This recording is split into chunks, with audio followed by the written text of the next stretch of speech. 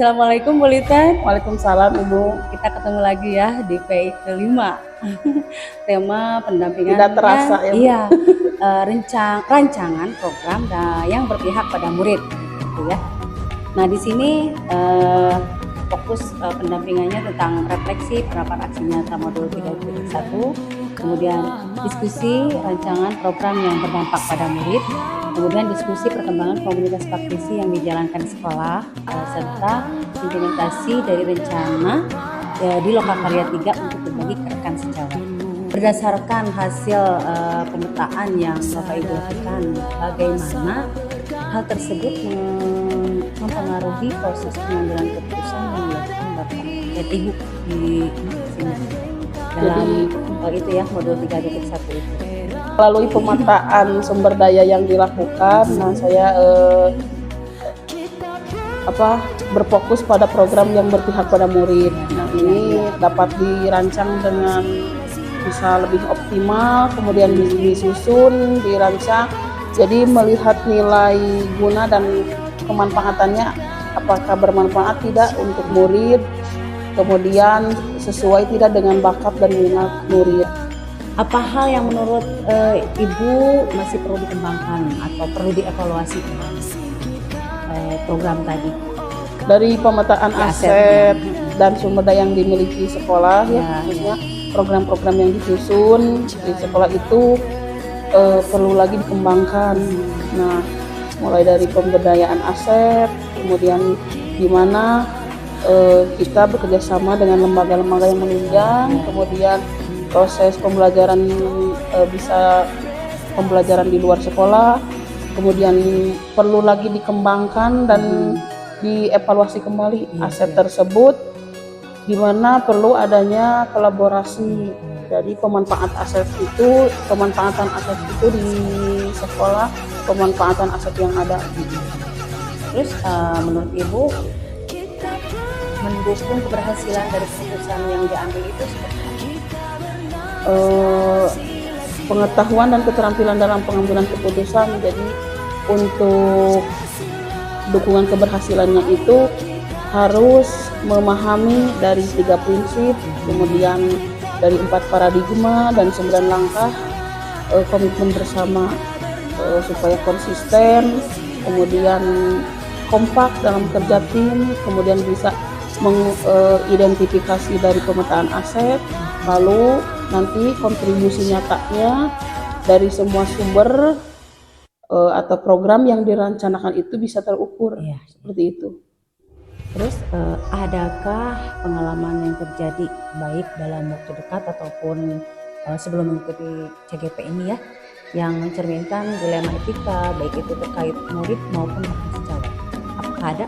Ada, saya pernah mengalaminya.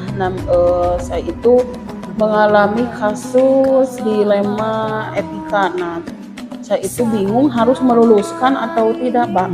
Nah, padahal siswa tersebut itu jarang masuk, nilainya kurang.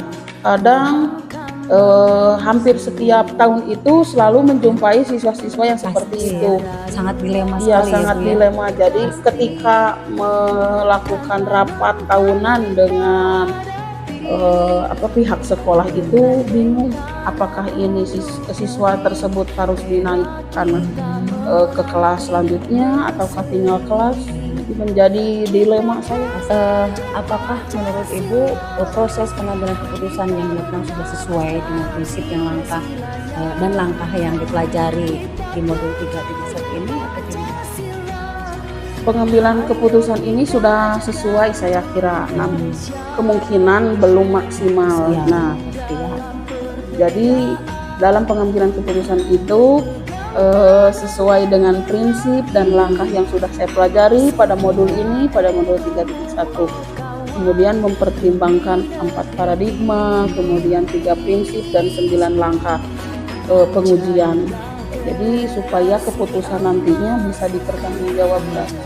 Jadi tidak segampang itu ya Bu ya dalam mengambil.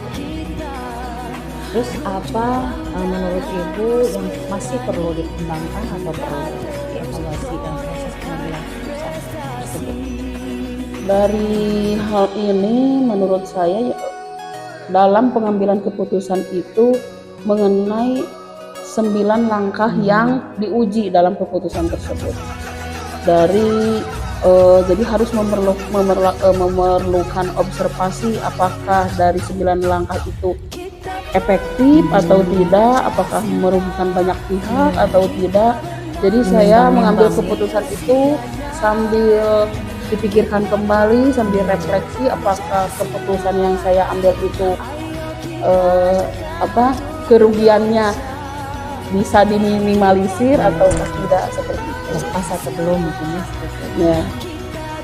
Kita lanjut ke rancangan program yang berdampak pada murid-murid. Apakah Ibu sudah membuat rancangan program yang Alhamdulillah sejauh ini sudah mulai merancang programnya. Iya. Apa bentuk program yang sudah Ibu rancang tadi itu? Saya itu sekarang sedang berpikir untuk menentukan program dalam menciptakan proses pembelajaran yang berpusat pada siswa yang pastinya. Kemudian memanfaatkan lingkungan alam sekitar, karena melihat sarana saya di sekolah itu kan sekolah di pedesaan yang sarananya belum maksimal, jadi saya memanfaatkan sarana yang tersedia di sekolah sesuai dengan aset yang dimiliki. Itulah pasti kita berfokus pada itu ya Bu ya. Terus dukungan apa saja yang Ibu perlukan menerapkan program yang sudah dibuat? Tentunya dalam mendukung program ini saya perlu kolaborasi dari semua guru, dari rekan sejawat, lalu dari orang tua sebagai pemangku kebijakan siswa di rumah. Kemudian saya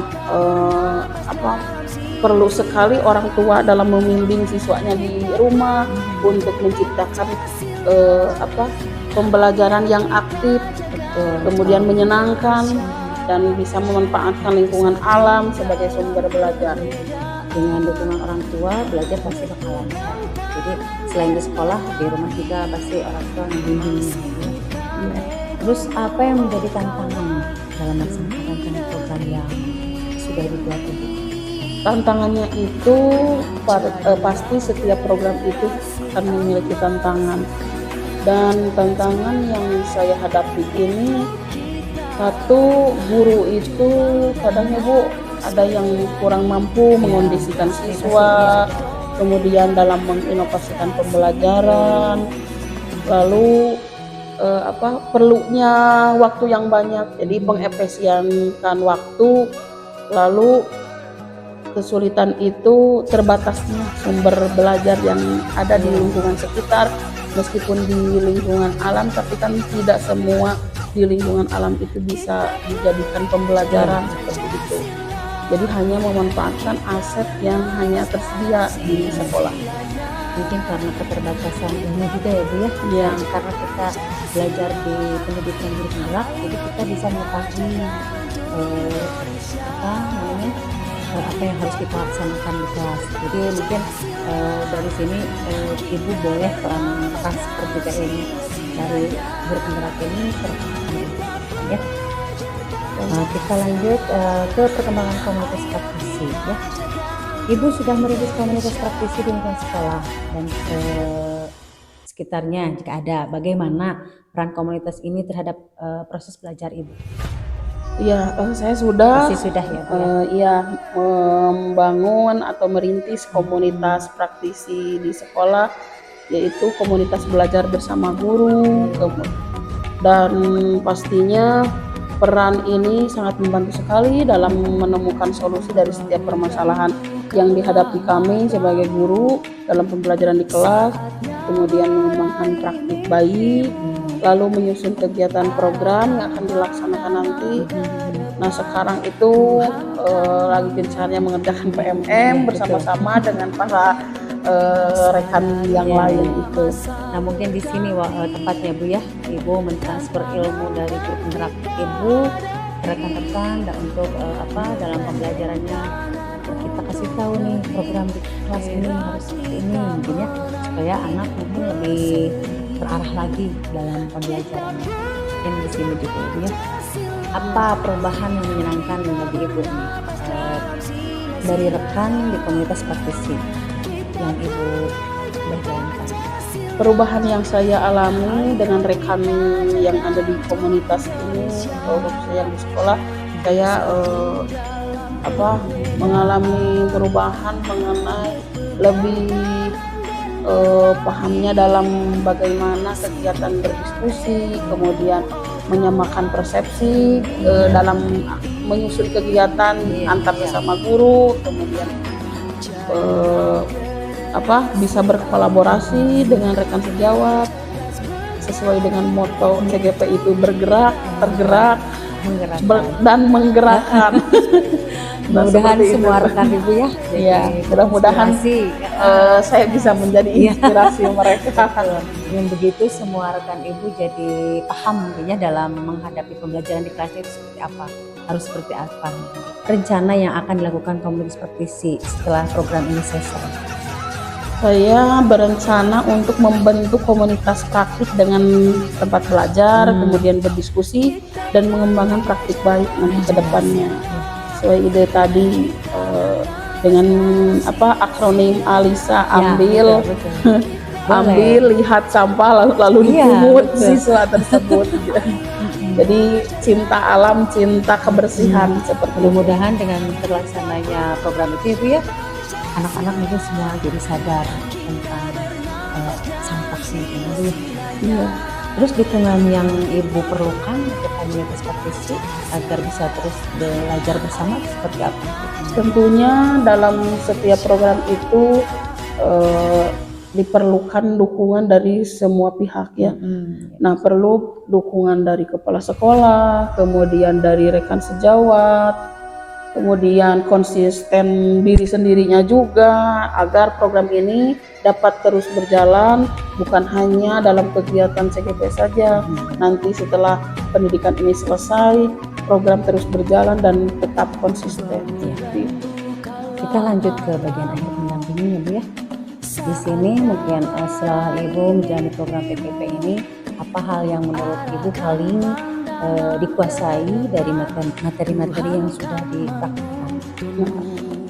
Setelah menjalani program ini, saya bukan sudah profesional, tapi lebih memahami, paham mengenai materi coaching itu seperti apa, bisa menggali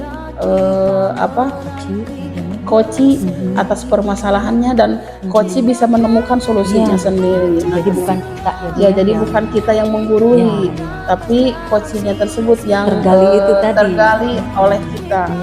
Nah, kemudian saya bisa menjadi belajar menjadi supervisor dalam supervisi pembelajaran di kelas. Nah, itu mungkin yang dapat saya kuasai setelah mempelajari modul-modul kemarin. Jadi bisa ditransfer lagi ya ke rekan-rekan. Seperti tadi barusan kita sudah melaksanakan ini ya Bu ya. Iya. Observasi. Nah, materi apa yang Ibu rasakan masih membingungkan dan ingin dipelajari lebih dalam?